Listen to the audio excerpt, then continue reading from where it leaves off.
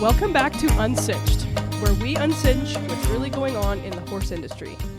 We have another exciting guest in the saddle episode for you today, where we will be joined on the mic with Alex Grayton.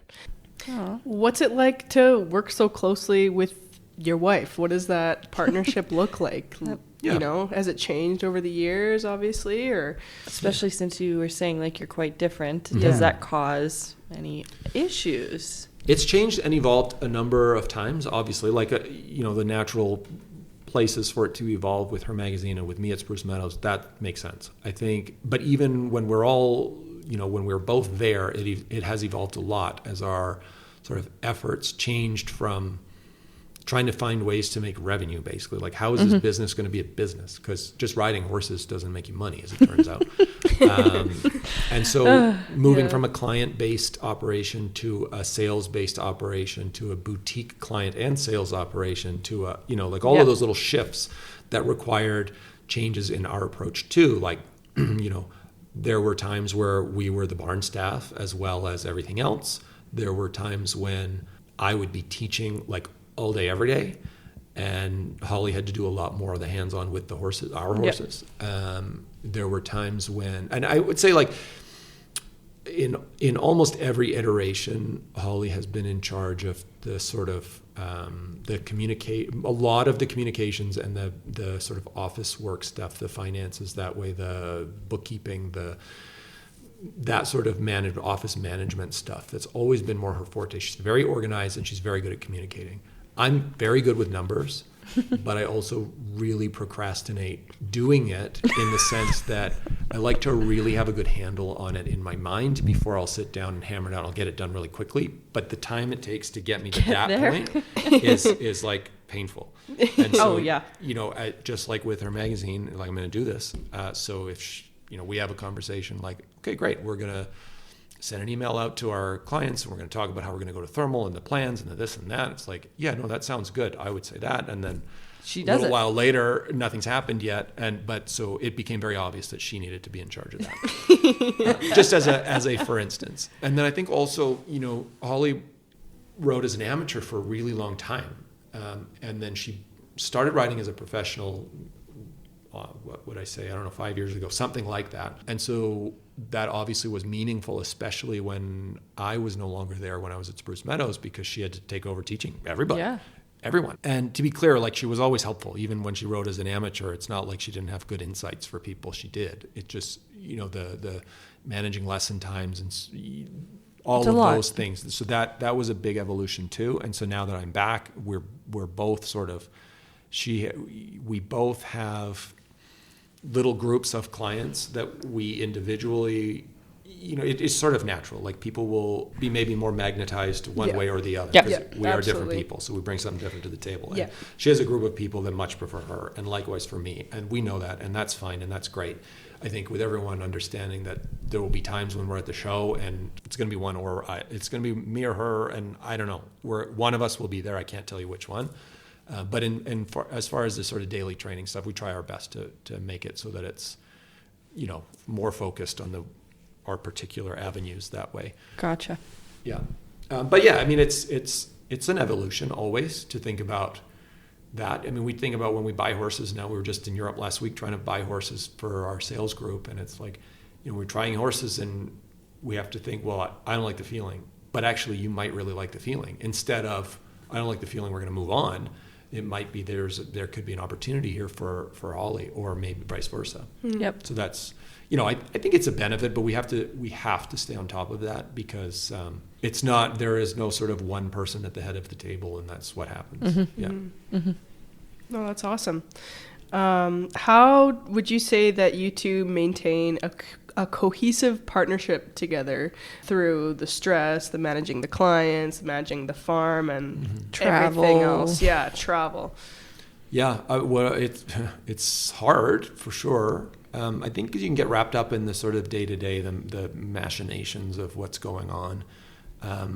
So, I will say I do better about this over time. I used to be really bad about this, managing my sort of personal time, if you will.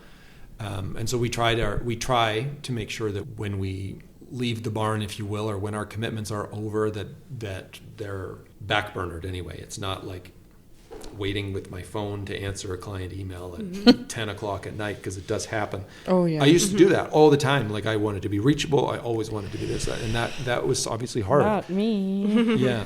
And so I think being able to find personal space that way, I think having some limits and boundaries for the business that way has been huge.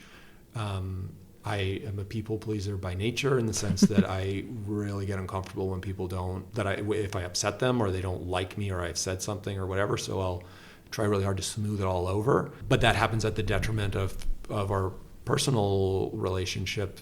So that had to be something that I learned how to manage. So that, I'm just speaking for myself, that's been a huge thing. And I've probably in the last 5 years gotten quite a bit better about that. Yeah. Yeah. I've got one more question about you and Holly. How do you balance the demands of owning a business, training, selling, and competing without burning out? Oh, you can do that? Best answer. I love that. Yeah, no, I think the burnout thing is real. I think, by the end of this show season, not that this is unique, but by the end of the show season, we are ready for a break. And I think, honestly, if we actually kept going, like if we didn't come home, keep the horses at home, know that we didn't have shows for 3 months or whatever, if it was different, if we instead were getting ready for the next show, you just gotta keep on the treadmill and just keep going. That'd be easier, but you may be burnt out and you don't even know it. I think the realization of burnout is when you get a second to think about it. Very true. Yeah. So true. That's one thing. And I think, for us, it was a weird thing this fall. We sold 2 horses at the same time. So all of a sudden, in this moment where there's like not a lot of shows on the horizon, and next thing you know, we've sold 2 horses, 2 of our good horses. So it's like, we have a lot of time. And that was like cute for a minute, and then it was like, okay, we gotta go find the next one. We gotta do this. Yeah. And there was an awkward amount of time just with our scheduling and whatever for when we could get to Europe and this and that. And I wish that we got to Europe 2 weeks earlier, because those 2 weeks extra was like, as you mentioned in the beginning, like I do some consulting work. I'm working downtown, so I'm filling my time with that. But it's like, I wish I was riding a lot more horses this 2 weeks. It's killing me. And I think same thing for Holly. It was like a nice break at the end of the show season, but we're ready to go again. Like, geez. I get that, where you're like, wait a second. Yeah. I think that's, people say if you love what you do, you don't work a day in your life or whatever. And I think there is an element of that, which is like, it's not so bad. Yes, it's a lot to be always thinking about the next show and this and that, but the part that doesn't suck is going to ride the horses. So, that's something that honestly, you couldn't get enough of. Like, I don't think, I won't speak 100% for Holly, but I don't think she would ride all the horses all the day. I would ride, there were certainly times in our business where I would be riding 12 horses a day, and like that was fun. And I would do that every day. It's no problem. Not a lot of time to do any of the other things. For example, schmoozing. Like I really got stuck in that little thing of I did the work, so to speak. And because I that's the way my mind works. It's the way I will just do the thing. I'm very good at that. If there's 12 horses to ride, I'm going to ride all 12. I'm going to do a really good job of it. I will not skip steps. I won't, cut corners or anything like that. But at some point, to run in the business, you can't do that. You simply can't. You need, if you have 12 horses to ride, you're going to maybe need somebody to help you ride them. Well, anyways, and I'm just talking about exactly more of the motivation for us changing our model, because I want to do the riding. And if I need somebody else to do the riding, well, now I actually need to oversee that. And if I'm going to oversee that while I'm riding another horse, it's like, well, I'm splitting my focus. And so then, anyways, long story short, could not, for me and the way that I thought, be that big. That's fair. So we're going to switch gears again. And now we want to talk about cross-discipline a little bit. Sure. As we've mentioned, Tay and I both come from the Western background. I have tried riding English a handful of times, and it's very different. I use very different muscles, and I learn how weak I am, especially dressage. Oh my God. Yeah. But we were just kind of wondering, is there anything that you think that English riders can learn from Western riders and vice versa? Oh God, yeah, absolutely. So I'll start this by saying, people say like you can learn something from everybody. Like I don't love that as a saying. I mean, okay, it warrants fleshing it out. Can you learn something from everyone? Sure, including what not to do. Like that's the rest of that sentence. Yeah. It's not that everyone has something meaningful to contribute. I simply don't believe that. I think that a lot of people do, and cross-discipline stuff is fascinating. Like, before we had the mics on, we were talking about last week at the end of our trip to Europe, we went to the Spanish riding school in Vienna. And that's always been on our bucket list, and we really wanted to see it. And like, we don't do that. Yeah. Like it's not even modern dressage. Like, so Holly did dressage for a number of years, and but she was more in the classical dressage side of things, so it was closer to this. But I mean, nobody's doing the in-hand levade and courbette and all these things. Like, it's not. But it was still fascinating to watch and be around it. And I think that speaks a little bit to sort of our love and appreciation for the horse, generally speaking. That it's just so impressive that they can do that they are so diverse just as a species. And then I think it's also eye-opening in the sense to just sort of watch like what the process, in the sense like what do you when we talk about our process for show jumping training and stuff, it's like first have a really good understanding about what you're trying to do. Like what are you trying to achieve? Yep. Then after that, have a really good understanding of what the horse is bringing to the table. Who are they? Physically, mentally, emotionally. Who are they? And how close are they already to what it is you're trying to get them to do? And then you as the rider, it's your job to help bridge the gap. And I think that's an appropriate way to look at training any horse for any discipline. If you look at anything, the Western world, Spanish riding school, racehorses, I don't know, anything you want. With that, it's like, what are they trying to do? So that's probably the biggest thing with the cross-disciplinary thing is like, I can't tell you the intricacies of everyone in the Western world and what they're trying to do. But if I first focus on that, like trying to understand, like, what is the goal? Like, what's the game? What's the thing that we're trying to do? And then if I can then look at the horse and see, oh, well, I understand, like, that's really helpful that the horse is built that way, or they have this, that, or the other thing going on. Like, you're already halfway there. And so then your job must be, like, you can look at a scenario like that and get a pretty comprehensive view. But it's the understanding of what they're trying to do part that is the real trick. Because I would say my guess is that I think any good horseman, no matter the discipline, will have a really a good capability of understanding what the horse is up to. The gap is probably they don't understand what we're doing or what we're trying to do. That's the place to focus. And so, when I tried cutting once, like just for some fun, friends had a thing. No way, I love that. It's so fun. I mean, what a blast. At the beginning, I don't know what we're doing. I'm on this horse in this really uncomfortable saddle, and I'm going to run up and down the fence, I guess. And then they start to tell me more and more about what it is that we're actually trying to do and how it works and this and that. And it's like, interesting. Okay, so this horse, you can feel already the tendencies or whatever. And then the part of the piece for the rider about how to get the horse to do the thing to bridge the gap, like that's where obviously the skill development comes in and whatever. And even just take the Spanish riding school, for example, which is like, it's impressive that they can do it. Do I need to take all of that and into my practice to make better show jumpers? No. Like objectively, no. First of all, those horses are bad jumpers. Have you ever watched one jump under saddle? It's bad. Anyways, so they're dealing with a different horse entity, and that's fine. But just talking about like training the mechanics of it, their interactions with it, like there's something there that can be taken away to think like, where there's pressure or where there's release or where there's connection or not. I mean, that's one of the biggest things.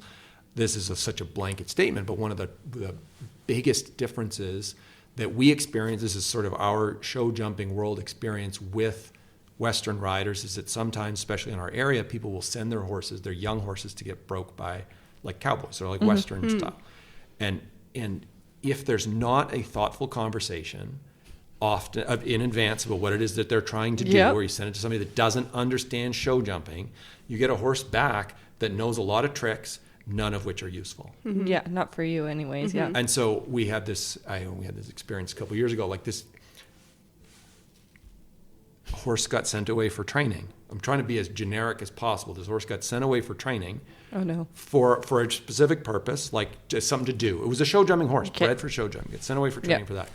And came back, and the horse had all of these skills and tricks. Like you could do you could do liberty things, you could do ride in the mountains, all of this stuff. So cool.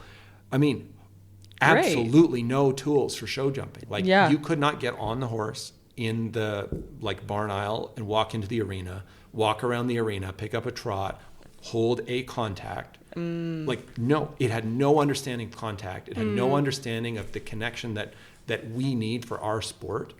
So it was useless in that context. So we called him he of non-transferable skill. So not he of no skill. He's lots of skills. It's just none that transfer in this here. Yeah, and I think a lot of people who've gone from one side to the other, I think that contact versus non-contact thing tends to be really difficult for some people because English riders, you try and get your horse on the bit and you're trying to have a feel of your horse in the mouth, and in the Western world it's kind of the opposite.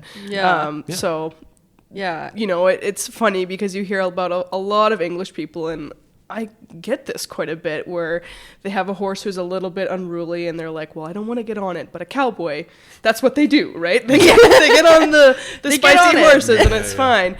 But that's something that I don't think a lot of people consider is, okay, well, if you're sending your horse whose purpose is going to be a jumper in the future to a Western trainer, do they have a concept of what that horse should be doing at the end of the training when it comes home? Yeah, because that cowboy is used to, ranching or whatever they're doing with it, and that's not going to be the same as, jumping really high things. Yeah, exactly. You may have gotten a horse with a very narrow understanding or submission or whatever the wording you want it to be, but the application when you then get on it and ride it with contact is the horse is still just very confused. Totally. I think that's the goal really, is to just try to have the horses understand what it is we're trying to say. I use this phrase in clinics all the time, but it would be so hard to be a horse. Can you imagine?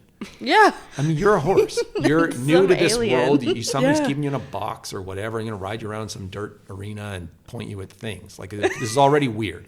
But the next thing you know, you're going to get some rider up there, and they're going to want to tell you 1,000 different intricate and delicate cues. They're going to want 1,000 different variations. And how will they tell you? My analogy, this is maybe a bad one, I don't know, but I'm it's excited. You go to a Mexican restaurant and you look at the menu, and sometimes the Mexican food restaurants are really they're really long. Yeah. But you look at the ingredients and it's sort of all the same. They're combined differently. Yeah. It's sort of all the same general thing, but there's 100 items. What the hell's going on in here? And so what's the difference? And so now you're a horse, and it's your rider wants you to do shoulder in. Great. You want them to jump a jump. You want them to stop. You want to get on them. You want to lunge it, whatever. And it's going to be some combination of leg and hand. That's it. That's all you have is those two things, and they mean 1,000 different things. You're a horse, and you're trying to think, very true. So wait, this leg meant that and whatever, which is why I think you can very quickly come to the conclusion, as the person overseeing this sort of training arrangement, is be very certain that you don't get too regimented thinking X plus Y equals anything, because it doesn't. How That's a good the horse is point. going to say leg and hand equals shoulder in, just the same as leg and hand means stop, leg and hand means jump, that's it. So it's a crazy notion, so don't even start there. So think, does my horse know what I'm saying? No, then change what you're saying. It's crazy. Anyways, this is now going into a rabbit hole. But forever. It's a good rabbit hole. I've never thought of it that way when you talk about the Mexican restaurant where it's all the same. I think that's a great analogy, because they taste different. They have different preparation. It looks different, but they have all the same start pieces. And same with horse training or just riding in general. It's the same things. And I think about, even yesterday I was with my horse and we were just joshing around and having a good time. He loves doing liberty, and I'm like, that's great. Let's do it. And I totally thought I was telling him something, and he's like, I'm gonna do this other thing, and I was like, but he was so proud, you could tell he was really happy about it, and I'm like, the answer. And I was like, so I made the mistake. And so I think that's a great analogy. I think you should definitely keep using that. Trademark of that stuff. Yeah, that one's great. The Mexican restaurant. I think it's very rare that it's very rare that horses actively try to misunderstand you. Yeah. Oh, I would agree. yeah. I would They agree. may misunderstand you, but they are not trying to. No, they're then, so patient. Pet peeves are abound then when it's like when people, so again, thinking back to we talk about clinics or coaching at home and stuff, it's like when people talk about a series of aids as a thing, immediately you should stop. That's not the way to think. Like canter transition, leg back, whatever, people have their own thing. Leg back means canter. Oh, well, how do you get them to do haunches in? Yeah. Well, leg back. Right. So your poor horse immediately has a 50-50 shot. But here's the problem, is that there's a lot more things that you start with leg back. So don't start there. Think like, where's the horse at? What does the horse need? How are we going to bridge the gap to where we're trying to get? Maybe I give him a pat and he starts cantering. Well, then you're right. Mm-hmm. Yeah. Well, now I've even made it worse for my horse because I'm a disabled rider, so I have a paralyzed right leg from an accident. And so now I'm like, now I gave him even one less tool to figure it out. He only has the one leg to tell him what to do. Oh, geez. Wow, I'm going to give him a carrot. He's doing a good job. It is crazy what they do for us. Mm-hmm. Yeah. Well, I think that is a great segue to moving into like talking about, the horses that make us. Mm-hmm. Taya, I'll let you go with this one because you have good questions. Okay, cool. So has there been any particular horse who's been especially influential in your career? Yeah, definitely. I think most of them, which is whatever. Hopefully that's not unique. They are special, just generally speaking. I think the first horse that I got that I jumped those World Cups with that I had no business doing, that horse, Granduco was his name. That one, I love it. That's a good name. Yeah, he always stands out for me. He's the one that I feel the most strongly that if only I had him now. Because I was really like just so raw and I was brave and that was about it. But I had not a lot of sophistication. There was zero training methods. There was nothing other than just point him at the big jump and see what happens. Unbelievable heart, unbelievable. So brave, would jump anything. He would jump this building. He wouldn't even flinch about it. If I asked him to, he would. Just such a special horse that way. And the story about how we got him was really kind of funny. And actually the story came up last week when I was in Europe. I'll just a brief segue, but the horse is from Norway, or he was from Norway. He was showing at a show in Belgium. I think he had jumped a 1.40 class or something like that and was in transit on the way home. So was laying over in Denmark. I'm going to spare a little bit of the details, but something happened with the family that they decided that their son was irresponsible and sell this horse, sort of a thing. And so right place at the right time. The horse was waiting to do the rest of its journey home to Norway. It was in Denmark. We happened to be in Denmark. So tried the horse the day that the parents were pulling the plug. And so, and I loved him. He was very, very fussy in his mouth. He had, when we did the vet check, we found out he had quite a lot of tooth problems and he had to have surgery before he could come over, and he had some bad tooth things. So fussy in the mouth, but unbelievable jump. Just gave you the feeling of wings. And so I thought, for me, I had not jumped bigger than 135, basically. I had big goals, and I thought, look, this horse for sure. This will be him. And so we bought him, and the story goes that the horse was part of sort of the Norwegian Young Riders program. So they had a sort of a state-sponsored program.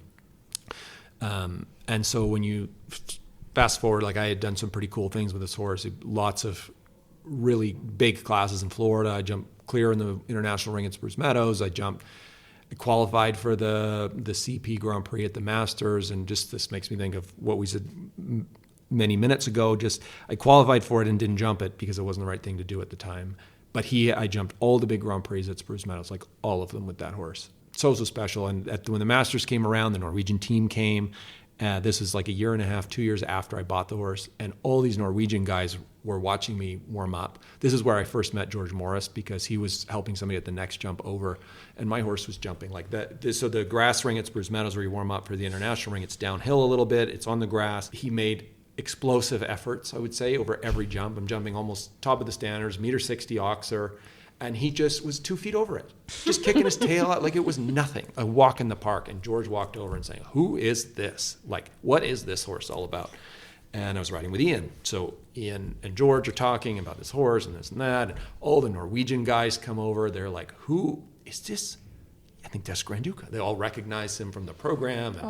Anyway, so this was, of course, a lot of pressure leading into going into the arena with George knowing about it, the whole Norwegian team there. And anyways, he went in and jumped a clear round, so that was nice.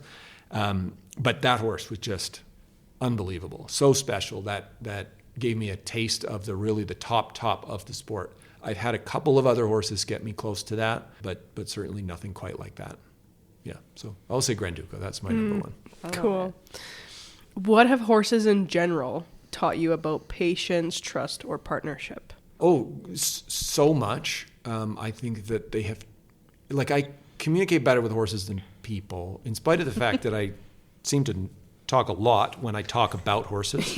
When I'm not talking about horses, I am really shy and awkward. I don't like to speak too much. The schmoozing thing, that would be really hard for me. I don't like to put myself out there in those scenarios. Once you get me in a conversation, I can carry on pretty good, but I don't like to initiate these things. And yet with horses, you kind of have to. And so I think it's all of the sort of weaknesses that I have interpersonally, I think, are not at all hard for me with horses. Having those difficult conversations, being able to enforce a boundary in a way that doesn't sort of feel like a dead end or the end of a relationship, which is ultimately that's my fear with people. Is I don't want things to get awkward, because if I do, then God, they're not going to like me or whatever. And then, we're never going to talk. Oh my God, the whole day is catastrophizing and all of this stuff. All these things that haven't happened yet and probably aren't going to happen. And then you make it awkward accidentally because you thought it too much. Yeah, so that's what I do with people. And yet with horses, it doesn't stop me at all. This is an important conversation we need to have. We're going to have it, and we're going to be fine. I'm going to give you a pat at the end and a treat and whatever. We're going to maybe have this conversation again tomorrow, but we're going to find our way. And so much of that stuff is just so natural and easy for me with horses that I still, for the life of me, cannot do it with people.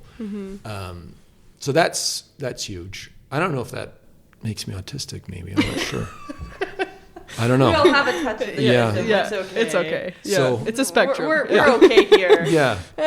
I think that it's just been so meaningful for me that way, just to be able to, the relationships are easy. Nice. Yeah, and they feel supernatural with horses. So, How do you approach bringing out the best in each horse, especially the quirky or complex ones? I feel like you've touched on this a little bit too, where you were saying bringing out individualized work with regimented programs almost. I think that, I would just, to tie that in a little bow, I'd bring that back to the training philosophy that I think informs everything, which is I start with being really clear about what we're trying to do. So you have a hunter or an equitation horse or a big jumper, a young horse, whatever it is. And what do they need to know? What do they need to know how to do? What are they going to need to do next? That sort of thing. And then the next phase, which is the crucial phase, which is understand who they are. That's the trick. And so if it's a quirky horse, it's worth the time to try to figure out, well, where does that come from?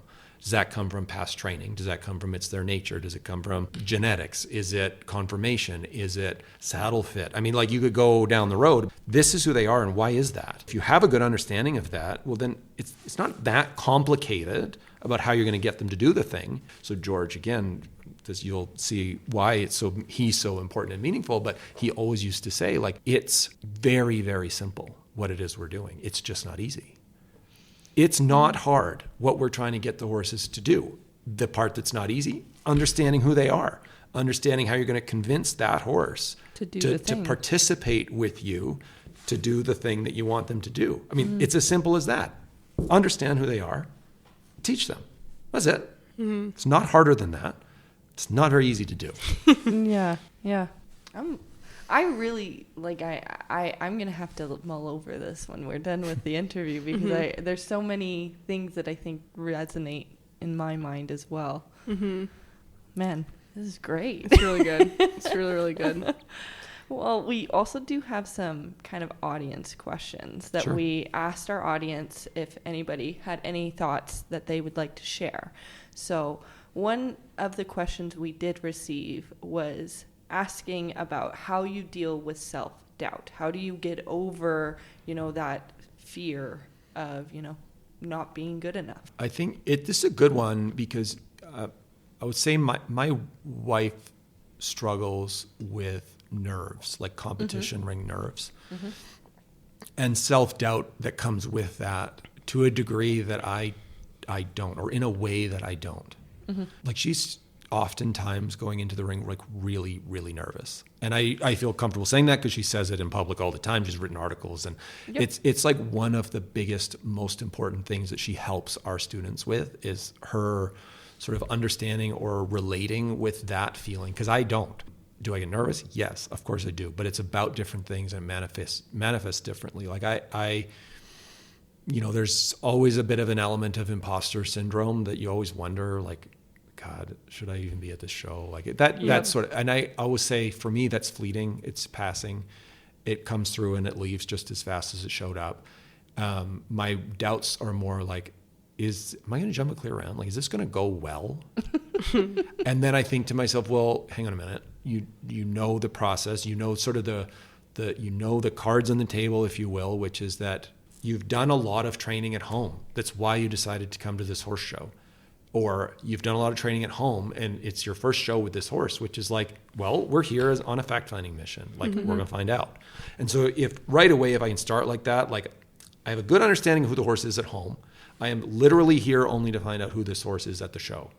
What happens, I don't know, and I don't care because I'm here to find out. Maybe it's great. Maybe there's obvious things to work on. Maybe it's a total dumpster fire. But either way, I will have come and accomplished the thing that I'm here for, which is I'm going to learn a little bit more about who they are at the horse show, which will then inform the next steps. And so if I sort of, that's my thought process, like that's what I'm going to commit to, is finding out who they are at the show. Great, carry on. Because if they go in the ring and they absolutely just melt, okay, I mean, that sucks, obviously, but I now know this, and I will then have some information about how I'll proceed forward. And if it's like the Masters, I'm going to jump the Grand Prix on the weekend, I really hope that I do well in front of the large crowd or whatever. If this horse's first time jumping in front of a large crowd like that, it's like, okay. So the uncontrolled variable will be, what will the horse think about the large crowd on the west side of the grandstand? I don't know. I don't know. So what am I going to do? What can I do about it? I'm going to trot right over there. When I go in the ring, I'm going to go right over there and I'm going to get a vibe. And I kick the can down the road, just that little segment, which is like, and then what will you do next? Well, I don't know yet because I don't know what he's going to do. So I'm going to trot on over there. I'm going to get a vibe. What does he think? Oh, nothing. Great. Then I'm going to move on with my life and think, I will then deal with things as they come because that's all there is. But if I go over there and the horse is like really just so wide-eyed and terrified, then I'm going to spend a little bit longer. I'm going to maybe trot a little circle. I'm going to give him a couple of pats. I'm going to try to get his attention away from that and onto me. I mean, it's all the sort of normal things that we do in training in an easier setting. I'm going to do all those things. And then ultimately I know when I'm going to come and jump that line on that side of the ring that he's terrified about, then there's a little bit of luck that's going to be involved, or I'm going to find out, have I really got this horse's attention? Are we really working together? Or is that distraction so meaningful to him that he can't overcome that? And then I'm going to know that. Then I'm going to try to find ways to simulate that when we go home or try other shows or whatever. Yeah. And that's sort of the risk. And so like I sort of break it down into these sort of rationalized chunks because otherwise it would be crazy making. That's sort of my thought process. Yeah, you eat an elephant one bite at a time. That's right. Yeah. And so that's my process for dealing with the self-doubt and the nerves. It's like, well, there are things in my control and things that aren't. And so the things that aren't in my control, if I obsess about those and I abdicate my responsibility for the things that are literally so easy to control, but I'm not doing them, then this is the math that I do that is so extremely unfair to the horse. And that's the part that I just can't stand. So I won't do that. If I can get myself through that conversation to think, that's not fair to the horse, you cannot do that. Do the things, be in control of this, because you can. It's available to you. Do that. Get your mind going, get your body working, connect with the reality of what's happening. And then before you know it, it's like, well, a lot of things have happened in my time focusing on that. I've jumped the whole course, whatever. And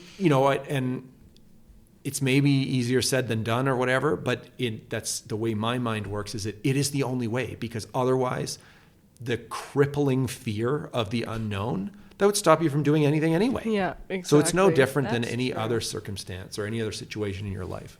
Oh, great answer. I love that. So in our podcast, we have this little section where instead of talking about the stuff that me and Britton like to talk about. Yeah. We ask kind of a general question to the audience, and it gets pretty funny. But we ask a question to the audience, and then me and Britton just kind of like raw dog read the submissions, okay, and then just kind of have a conversation about it. Awesome. And it's really entertaining. Okay, it's really entertaining. So we've done 2 episodes so far this season. So we wanted to kind of tie that in with this interview and ask you your 2 uncinched confessions. So the first one, you kind of talked a little bit about one of these earlier. What is your biggest pet peeve in the horse world? It's really hard to categorize. The first one that comes to mind. First one. I have a lot of pet peeves. So did a lot of other people. Yeah, I think because my mindset is always about training. Like that's sort of the way my mind works. Is first and foremost is from a training standpoint, and I can't stand the number of trainers out there that give horrific advice that is like, if you just could rewind the tape and listen to that again and listen to the total BS that you are trying to sell these poor people, it is on one hand maybe dangerous, on the other hand it is objectively bad for the horse. It is never going to work. It has never once worked, whatever you're saying. You've pigeonholed yourself into a corner that makes no sense. You're talking about when people sort of don't understand what you're trying to do, understand who your horse is, and then finally, what will you do about it? Sequence of events.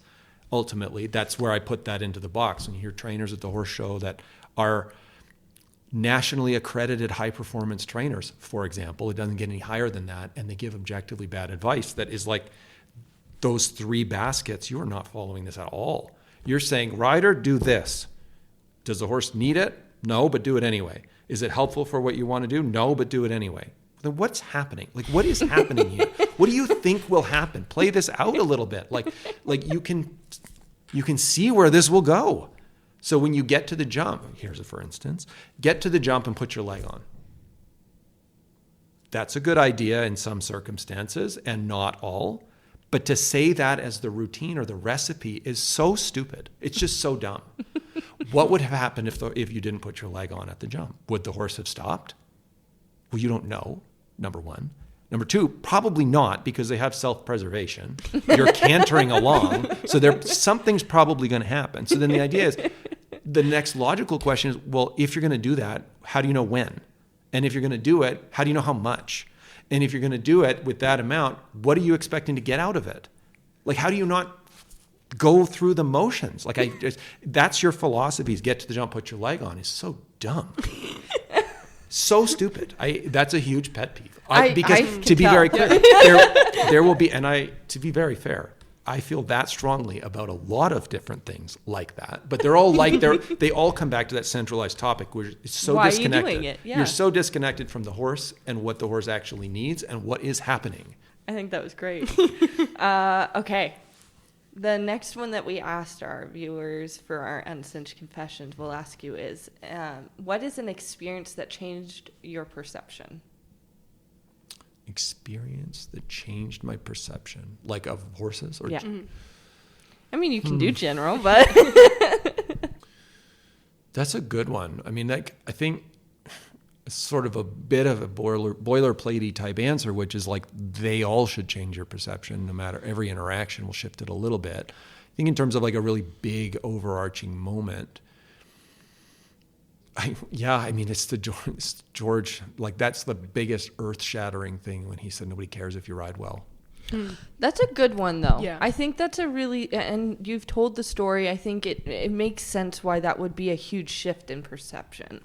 You can look around. I mean, get the list of whoever jumped the Grand Prix at Spruce Meadows this year or whatever. I mean, any big show. You can look at that list and you could say, like, would you say this is the best rider in the world? And down that list, of course, you'd say no because it's an unanswerable question or whatever. But then if you sort of dig deeper and you say, like, do they ride well? Yes, they all do. Do they ride excellent? Not necessarily. But evidently, when you watch them ride, did it matter? Well, no. I mean, and so part of that, the cynical part of you could be like, well, it's because they have great horses. And that's my beef a little bit when people give the wealthy families of the world a hard time saying, they just bought their way in. It's like, I don't know, this approach from George's way of thinking that shifted that for me, because I used to be irritated like that. Well, yeah, if I had billions of dollars, I could go to the Olympics or whatever. And it's like, not necessarily. Like, does it get you access? Yes. Skill. But there's still skills. There is a threshold. And hard work yes. and all that. So I think it's really discrediting, like all of those people, anyone ever that has success in this sport at a high level, they are doing it. And they were active participants, whether they're doing the training at home or not, I don't know. I mean, they have a good team, whatever. But when you're in the ring and you execute, like, you should own every bit of that, every single person that does it. You maybe can buy access to better horses, which maybe allows you to ride less well than maybe somebody that could buy a donkey that you're going to have to ride exceptionally well. I mean, at that point, of course, it just simply won't work. But so the these variables, they shift a little bit. And so, I think that was meaningful to me, that there was, Holly and I, we talk about this all the time, but we both value fairness and sort of justice in quotes quite highly. And that's why often this sport is so difficult, because if it was true that if you rode really well, that equals success in the sport, God, that would just feel good. Yeah. It just doesn't work that way. You can ride really well and have a really hard time securing sponsors or owners. Therefore, you will not have success in the sport. That somehow doesn't feel fair, but it is a reality. Yeah. There is no, and I mean, I guess to be really fair, that's probably true of the world generally.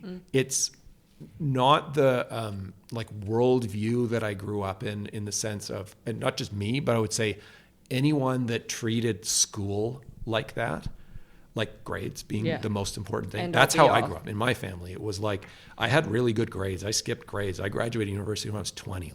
This was a big value. And you also did 6 horses a night and oh my, okay. But this was a we big are value. Not the same. in my upbringing, that was a big value. It was like grades. Yeah. Like this is really important to focus on. And so I put a lot of time and effort into it. But it doesn't really translate very much. Like, there's no, you got what GPA? Oh God, let me give you more money. Like, no.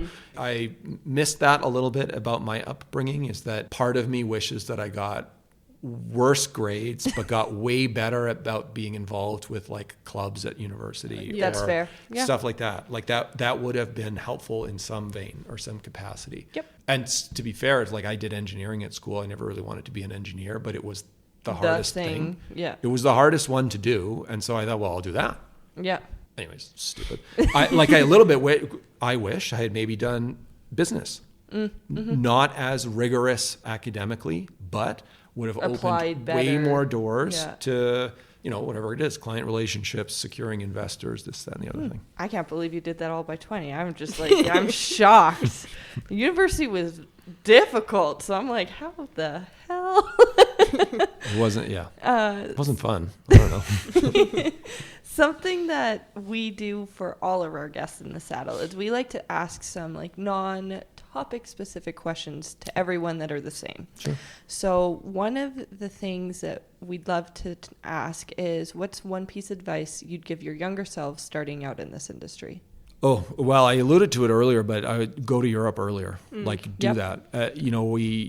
To be very clear, like, I am very fortunate to have had the opportunities I've had and the support from my mom and like all of these things. Like, it's awesome. But as I said, from a non-horsey family, and you only get the advice from the people around you at the time, given what context they know. And so I don't think anyone ever gave us advice knowingly, like on purpose in a bad way. But certainly knowing what I know now, I wish that when we went on the road with Kyle, that we springboarded that into maybe going to Europe after that. Gotcha. And ultimately not buying any more horses for a while. That's fair. That's a good one, actually, because I think sometimes we think that in order to be horse people, we have to just have a ton of horses for ourselves. Yeah. I wish I had gotten the experience of like riding for an owner earlier. Maybe, I in my opinion, I needed the time with Kyle to get myself to a level, like an aptitude of riding, coming into it as late as I did. Like, I started riding when I was 6, but like, we didn't own a horse till I was 16. I didn't jump anything meaningful until I was 18. And then when I graduated, it's like, okay, well, now I'm going to do the sport. And so in those 2 years, basically, I needed those 2 years to actually get up to speed about technical proficiency to a base level. I would say I definitely am a better rider technically now than then, but I would say that was good enough that should have springboarded me into Europe. But at that time, we were still, my mom included, and for sure I thought this way, but like we were all thinking like, well, obviously if we get some results, then that equals people knocking on your door giving you horses. Like, that's of course not how that works at all. I think it would have been meaningful to understand the business aspect of it by working for someone in the business instead of setting up a business, which is like, whatever, you want to go on about pet peeves. Because I sure can. There's a real problem in our industry with the way that it all works in terms of certification, coaching, regulations, putting up a shingle. You know how you become a professional in this industry? You announce it. That's it. It's over. That's it. It's scary. Yeah. It is. You just say, I am. Let's go. And you do some online courses through EC, and like potentially you maybe need to take a rider test from like, or get your riding or coaching evaluated by who?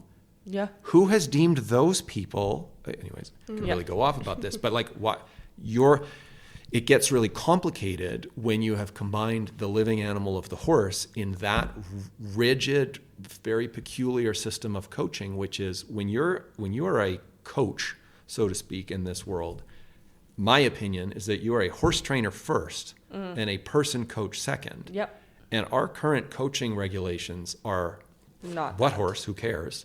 Let's talk about coaching people. Make sure that you're, the safe sport stuff, which is all meaningful and important.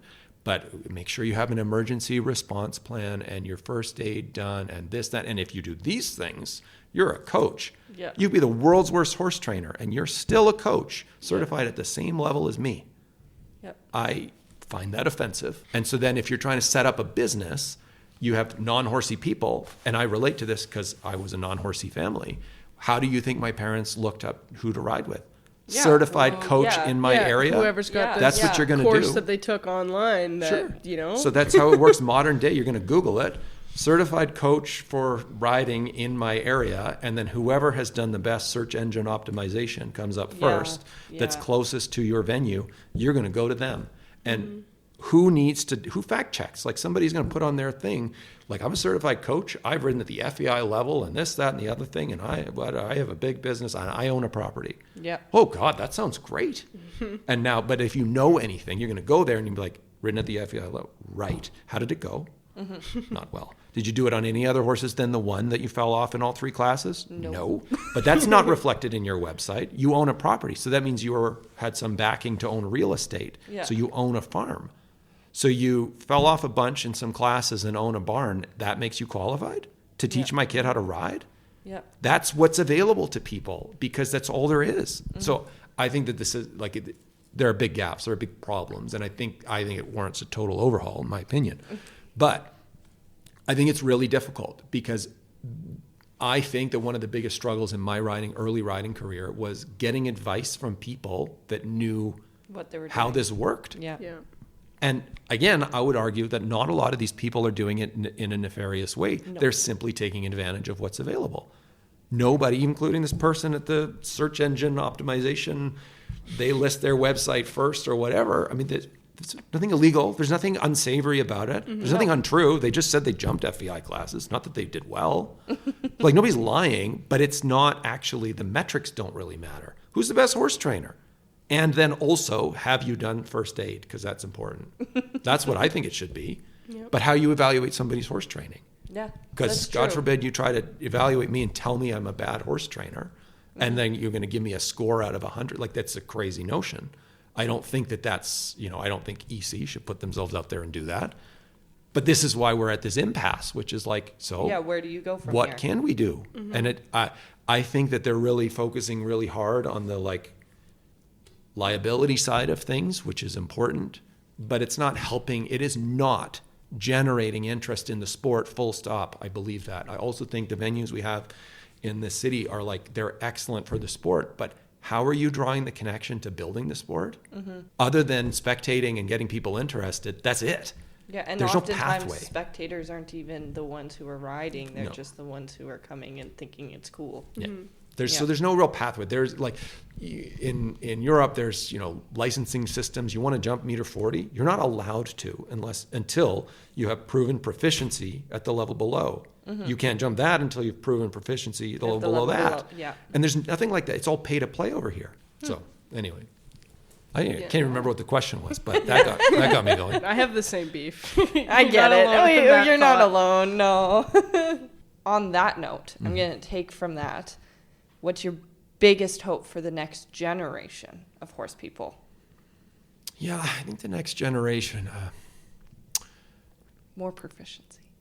Yeah, I mean, like, okay, I would like to change the world and make it so that if you ride better, it equals something. Because I think it's important that, like, people gloss over a lot of things nowadays because money buys you access. And so while there's the horsemanship piece misses a little bit in the sense, in my opinion, or it's at the risk of really being missed, in the sense that if you have $1 million, you can go and buy yourself a horse. And if you're a competent rider, you can ride with some trainer giving you good advice about where to go to competitions and get you ready. And you can ride this horse at a level that's beyond sort of whatever you can skip some of the steps of like paying dues, which I don't like as a notion. Like, it's not that you should put people down because they haven't been in it long enough, or like young people suck. I don't believe that at all.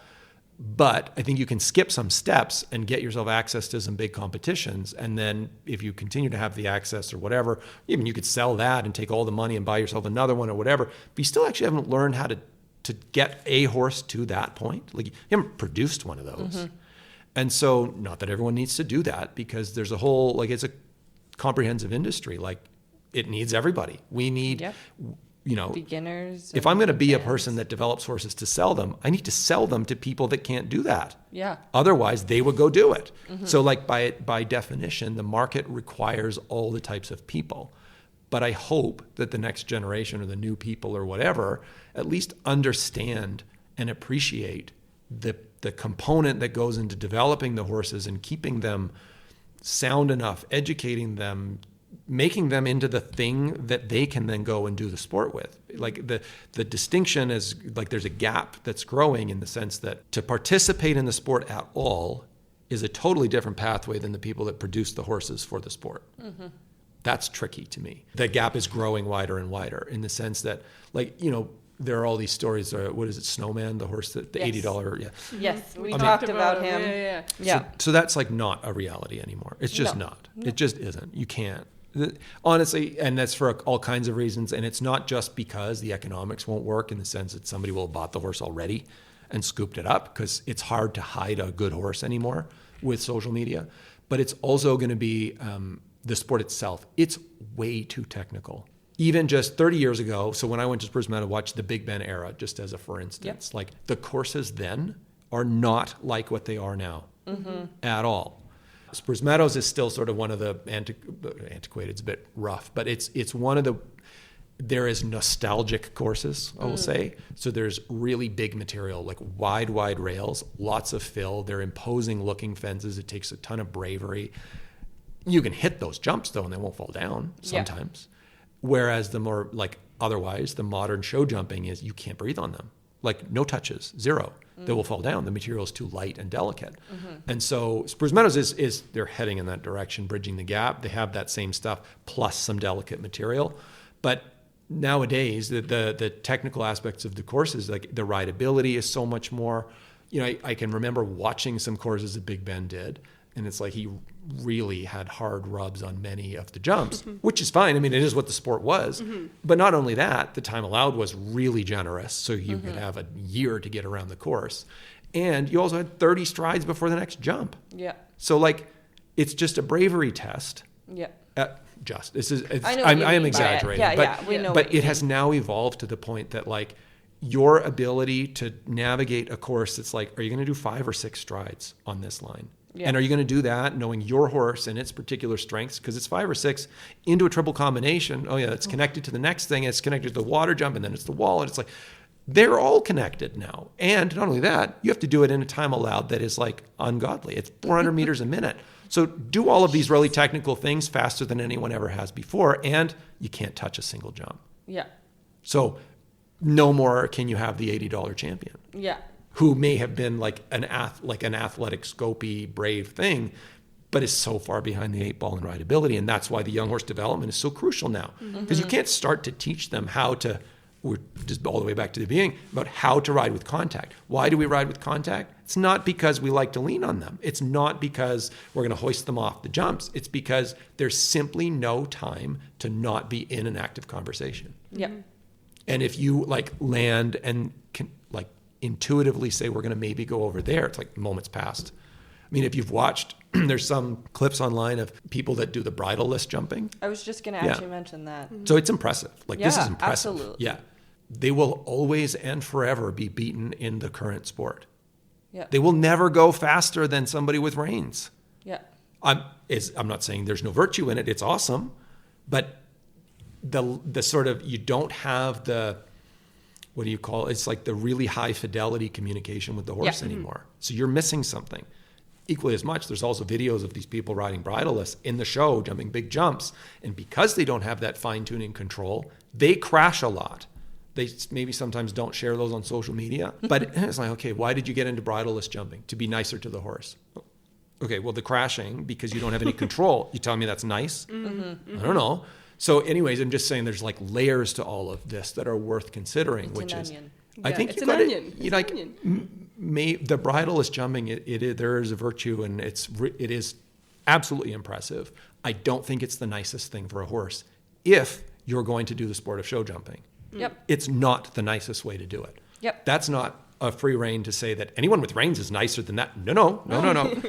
You can absolutely be significantly worse with reins. But the sweet spot in there is to be able to train the horses to have this sort of really delicate connection and such this sort of intuition with them. But it includes a bit. It is nicer for them. Well, I've said this previously. You can have what a quote unquote soft bit and be hard with it. Sure. And you can have a hard bit and be soft with it. Because there are many times that if you're using the tool you have, whatever that tool is, whether it's a bit, it's a saddle, it's anything, you can use a tool incorrectly and it be causing more harm than a more aggressive tool that you're using properly and doing no harm. Yeah, sure. You know, there's always that balance, and I think sometimes people see hard or soft, and there's no in between of how that works. Yeah.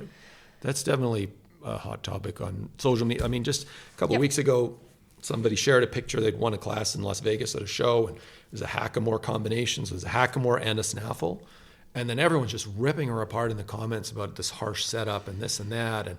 And okay. Keyboard warriors. Yeah, and it's just so hard because like one shouldn't engage. Like it's an unwinnable thing. And my takeaway was like, that's not a harsh thing if you're using it correctly.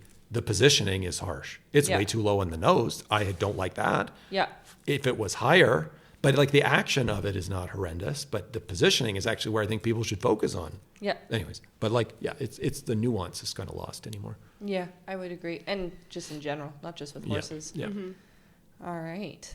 And our last non-specific question is, what's one thing that you do outside of the saddle that makes you a better horseman? Outside of this, it's teaching, it's coaching, it's clinics. It's like, what's that say? There's some saying, I'm going to butcher it, but it's something like if you teach somebody to do something, you're learning it twice, sort of a thing. Like you get the opportunity to have learned it, and then you learn more by watching somebody else go through the motions. So I think that's meaningful. I think every interaction with horses, generally speaking, whether you're the one up there feeling it or if you're helping someone learn to feel it, those are huge things. Yeah, so that's probably like directly horse related would be the coaching and clinics and teaching and stuff like that. That's meaningful. It helps to shape interactions with horses, definitely for me when I go to ride again. Beyond that, I think, there's opportunities everywhere. I said I don't like to say that you can learn something from everyone, and I do believe that. I think that's a crazy saying without the rest of the sentence. But I also, at the same time, believe that there are opportunities everywhere. Like everything is an opportunity. Like, hey, that went weird. This is an opportunity. What will we do now? That's sort of like a lifestyle more than just about horses. And so trying to be able to find ways to live your general life like that. Like, that didn't really go according to plan. So what will we do now? Just learning how to adapt and how to think about what's happening and how to communicate with people. And those are all, meaningful for horse relationships too. I love it. Okay. Well, unfortunately, our time with Alex is coming to an end, but we are so grateful that you took the time today to come on and share your story and wisdom and pet peeves with our listeners here on the Uncinched podcast. Thank you very much, Alex. We've really enjoyed learning and having you, and we hope you've also enjoyed being a part of the Uncinch podcast today. Absolutely. Thanks so much for having me. Of course. So if you're looking for ways to follow Alex and Grayton Farms' journey, you can check out their social media. They have Instagram at Grayton_farms, which will be linked in our description if you'd like, as well as they have a beautifully designed website. I'm going to assume Holly was the one who did that. 100%. Go Holly. Holly, shout out to you. So I will also link that in our description so that you're able to follow along. At this time, we also want to thank one of our advertisers, Nordic Auto Feed. You're not alone if you missed a feed, guessed on the weight of a flake, or overfed because you worried it's too long until the next feed. We've been there, and that's why the team at Nordic Auto Feed has built the first weight-based and moderated automatic hay feeder. It's a horse product made by horse people designed to give you time back in your day while creating a consistent feed schedule to reduce tension and health risks for your horse. Learn more at nordicautofeed.com. Thank you for listening. If you love what we're doing and want to support Uncinched, hit that subscribe button so you don't miss when new episodes are released. And don't forget to follow us on social media for more chaos and updates between episodes. We'll see you next time. Bye.